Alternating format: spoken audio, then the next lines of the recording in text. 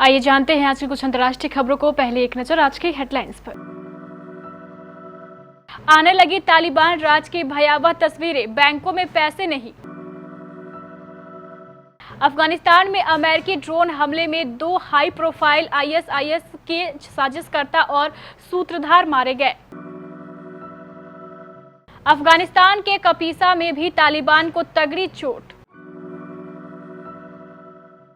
पंजाब में जालियांवाला बाग का उद्घाटन, हरियाणा में किसानों पर general Dyer action. Bhajpa Shivsena विवाद अब राणे शिवसेना विवाद में हुआ तब्दील। जान पर बनाई लेकिन वफादारों को नहीं छोड़ा, अफगानिस्तान से 200 कुत्ते बिल्लियों को निकालेगा यह शख्स। बाइडेन के राष्ट्रपति बनने के बाद पहली बार हुई अमेरिका चीन के बीच सैन्य वार्ता।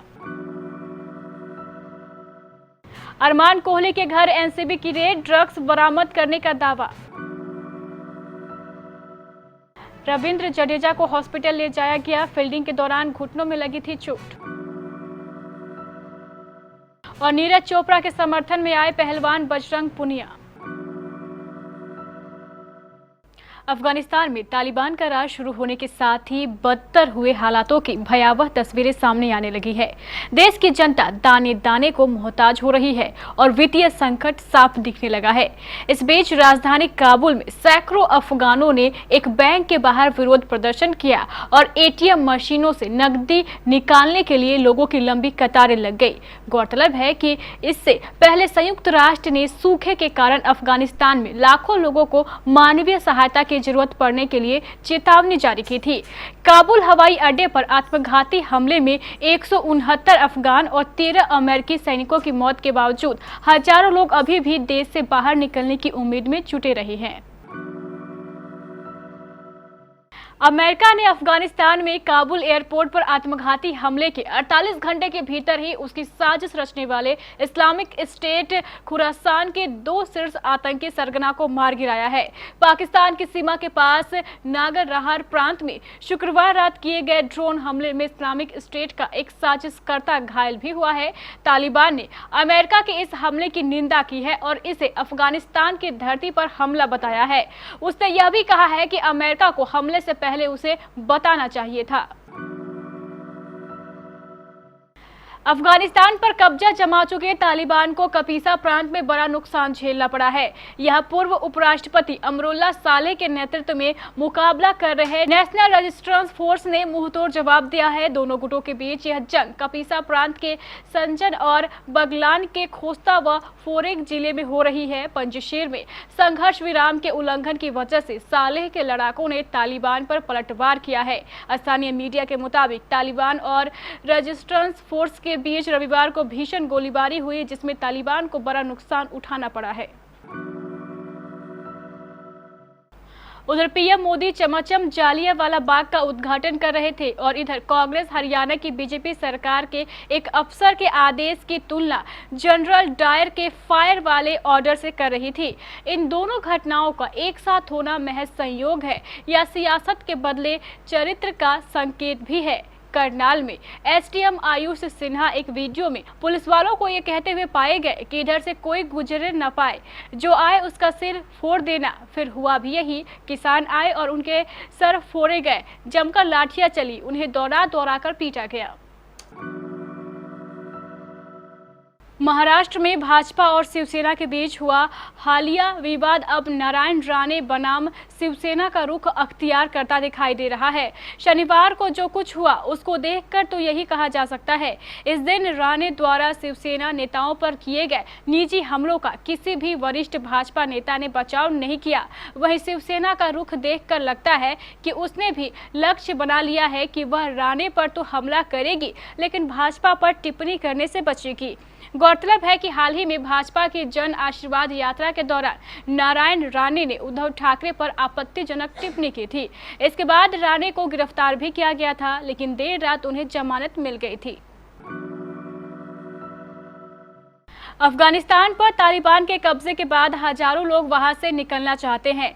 इसमें से एक है पूर्व ब्रिटिश सिपाही पॉल पेन फाटिस।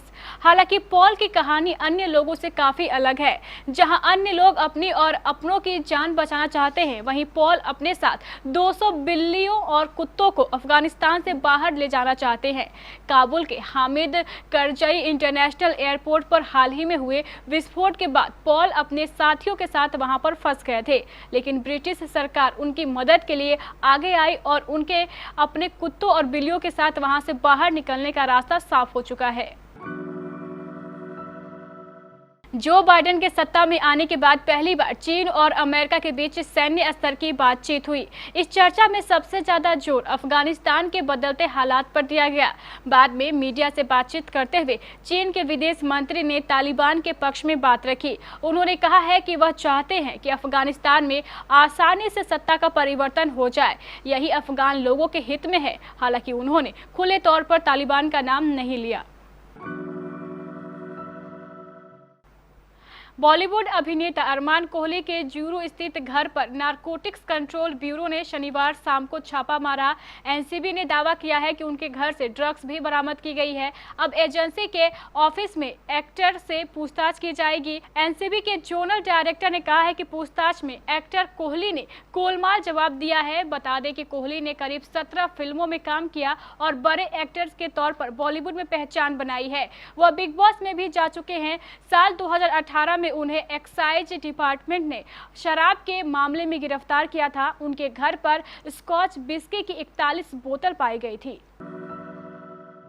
भारत के स्टार ऑलराउंडर रविंद्र जडेजा को शनिवार को घुटनों की चोट की वजह से स्कैन के लिए लीड्स के एक अस्पताल में ले जाया गया। जडेजा को लीड्स टेस्ट में फील्डिंग के दौरान चोट लगी थी। जडेजा को मैच के दूसरे दिन फील्डिंग के दौरान चोट लग गई थी। भारत को इंग्लैंड ने लीड्स टेस्ट मैच में चौथे दिन एक पारी और 76 रनों से हराया। इसी के साथ इंग्लैंड ने 5 टेस्ट मैचों की सीरीज में 1-1 की बराबरी कर ली है। टोक्यो ओलंपिक में गोल्ड जीतने वाले नीरज चोपड़ा ने हाल ही में लोगों से अपील की थी कि वे अपने प्रोपेगेंडा और एजेंडे के लिए उनके नाम का इस्तेमाल ना करें। पाकिस्तानी एथलीट अरशद नदीम के नीरज चोपड़ा का जेवलिन लेने की घटना को कई लोगों ने अपने तरीके से पेश किया था। इसके बाद चोपड़ा ने लोगों से अपना एजेंडा न चलाने की अपील की थी। इस पूरी घटना के बाद ब्रॉन्ज मेडल जीतने वाले पहलवान बजरंग पुनिया ने नीरज के समर्थन में उतर आए हैं। एथलीट चाहे पाकिस्तान से हो या किसी अन्य देश से, वह अपने देश का प्रतिनिधित्व करता है। वह पहले एक खिलाड़ी है, इसलिए हम सब व्यक्ति के खिलाफ कुछ ना कहें क्योंकि वह पाकिस्तान से है, ठीक नहीं है। एथलीटों के लिए सम्मान होना चाहिए।